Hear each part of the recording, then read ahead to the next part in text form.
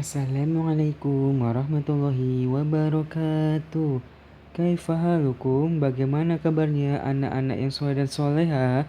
Semoga Allah Azza wa Jalla selalu memberikan kesehatan, keselamatan, keberkahan, dan kemudahan kepada kita semua. Alhamdulillah, hari ini kita telah memasuki tema 5 mengenal ekosistem, subtema 3 keseimbangan ekosistem, pembelajaran 4. Di pembelajaran 4 ini, kita akan membahas tentang materi IPS yang meliputi perkembangan kehidupan masyarakat di Indonesia, di antaranya potensi Indonesia sebagai negara maritim dan agraris, dan wawasan Nusantara. Potensi Indonesia sebagai negara maritim dan agraris.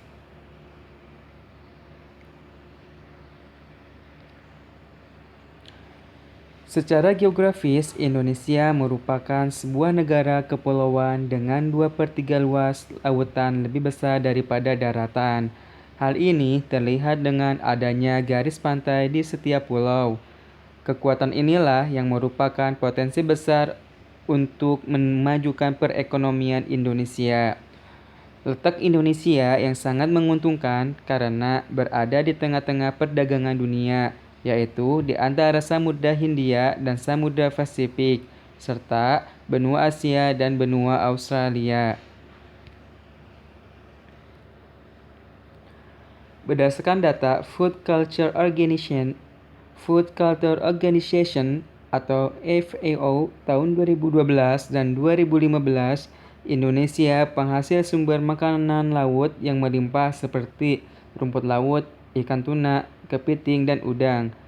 Perairan yang sangat luas terdapat sumber makanan dan energi yang sangat melimpah pula, namun hanya 10% saja yang baru dieksploitasi.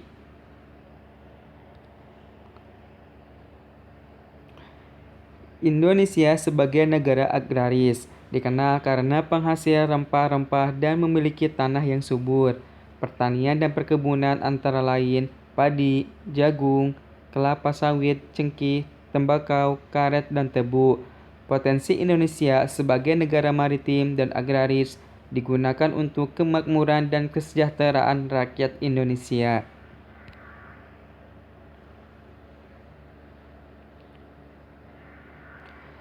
Sebagai negara kepulauan, kelancaran komunikasi dan transportasi menjadi faktor penting dalam kehidupan berbangsa dan meningkatkan perekonomian. Jaringan komunikasi membantu terbentuknya kesatuan bangsa karena memudahkan hubungan antar suku yang berada di tempat yang terpisah. Sistem komunikasi dan transportasi merupakan salah satu mata rantai yang tidak dapat dipisahkan dalam kegiatan ekonomi, karena pemenuhan kebutuhan barang didistribusikan melalui jaringan transportasi. Selanjutnya, Bapak akan membahas tentang wawasan Nusantara. Berdasarkan ketetapan MPR tahun 1993 tentang Garis-Garis Besar Haluan Negara atau GBHN tentang konsep wawasan Nusantara.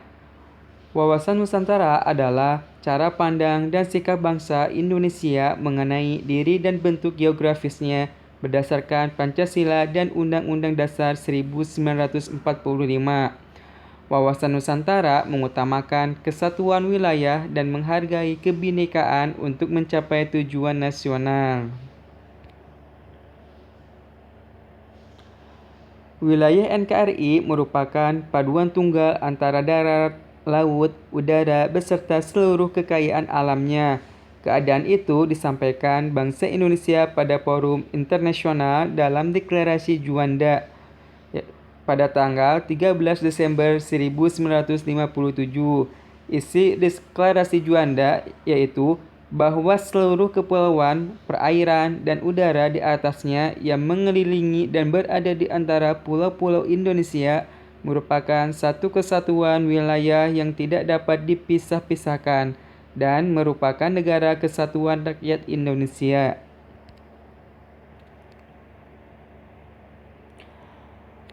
Wawasan Nusantara dapat menumbuhkan dan mempererat rasa kesatuan, persatuan, dan senasib sepenanggungan kepada seluruh rakyat Indonesia. Nah, dalam pembangunan nasional, wawasan Nusantara mencakup Kepulauan Nusantara sebagai kesatuan politik, sosial dan budaya, ekonomi, serta pertahanan dan keamanan. Di dalam ekonomi, wawasan Nusantara akan menciptakan tatanan ekonomi yang benar-benar menjamin pemenuhan dan peningkatan kesejahteraan dan kemakmuran rakyat secara merata dan adil.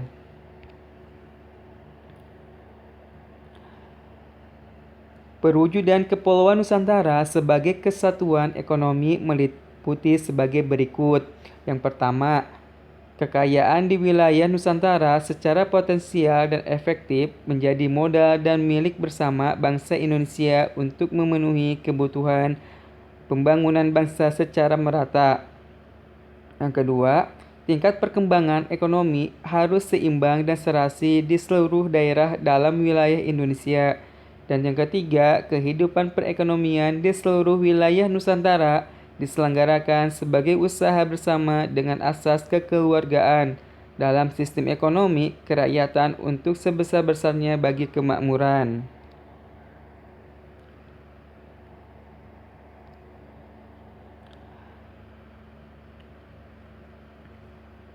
Nah, tugas di pembelajaran ini yaitu mengerjakan halaman 151. Ayo berlatih.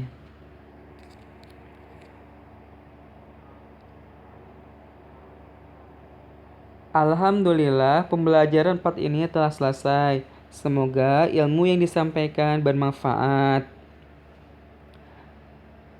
Dan Bapak harapkan anak-anak yang soleh dan soleha tetap semangat di dalam belajarnya.